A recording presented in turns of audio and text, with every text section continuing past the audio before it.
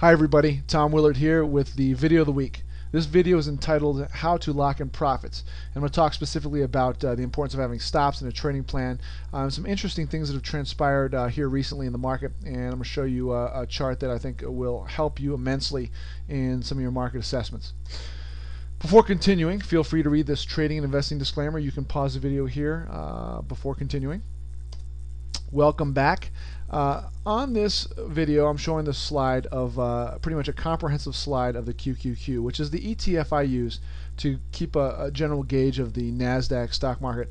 I use this one as well as the SPY or the SSO to get a gauge of the S&P 500, and use those two interchangeably to kind of get a gauge in the overall market, and it helps me kind of identify what the best options are for stocks to trade during the day. And I may trade these from time to time. For this particular lesson, I want to show you this particular day where we had a 5-minute chart. This is a 5-minute chart for the entire day from open to close. Okay, and there's some significant news announcements that came out, and specifically this FOMC announcement that came out here at 2:15. But I want to point out that you could see the whippiness of this market and the indecision, and with all the geopolitical news going on during this time, as well as the financial questions and countries that may be in default, there's a lot of hesitancy and indecision, and it causes craziness or whippiness, if you will, in the chart. And you'll see here we opened up and we came down hard, and we came up almost twice as hard, but not quite to the high. Couldn't break the high, but couldn't come back to the low. And you can see we traded in a range here from about 10 a.m. all the way till about 2 p.m. And then around 2 p.m. running into the FOMC announcement, which people know that it's coming out at around 2:15 Eastern time, we ripped higher, and you can see the volume coming in. So there's some anticipation possibly that there was going to be news and the prices were going to go higher. Now, as a technical trader, you may have been looking for opportunities, and you may have found some great opportunities to get long on here. And if you did, chances are if you rode this thing, you made some great profits. But the key is you've got to make sure that you have stops and a trading plan.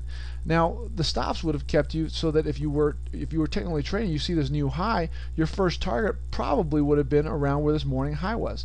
You can see the new high of the day, which gave most people a positive feeling about the market, because we took out the morning high, and a lot of people in their programs that they use to trade is like, hey, if there's a new high, get long.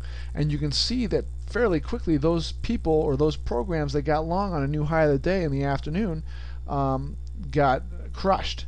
We quickly in the next, actually by the close, about what, 2 hours, an hour and a half to 2 hours later, made a new low of the day. We took out this low right after making a new high. And this is the kind of whippiness that is quite common lately in the market.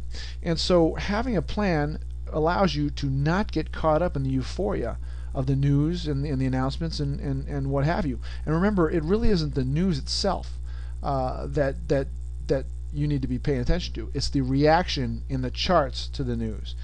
Because as you know, many of you have seen companies report quote-unquote bad news, and the stock price goes higher, and vice versa, where they report great earnings and raise expectations and the stock price goes lower. So you don't want to be concerned about the news itself. What you want to be doing is watching the charts and seeing, as news comes out, when you know it comes out, what is the reaction. Don't get caught up in the good or bad news. Get caught up in what you're seeing in front of you on the charts. And you don't want to get biased to where, hey, new high of the day, I've got a mental bias like, hey, new high of the day means it's going to be long, go long, long, long all the way. Not necessarily. You want to see this thing pull back, set up, and go higher. But if it doesn't, get out or go short. You've got to be trading what's in front of you, and not based on your hopes and what you're thinking probably is happening based on news. It always comes back to the charts, and the charts is where the truth is. I hope you found this video valuable, and feel free to visit my site to sign up for my free trading tips and other programs. Have a great week trading and a weekend, and we'll talk to you next week in the video of the week.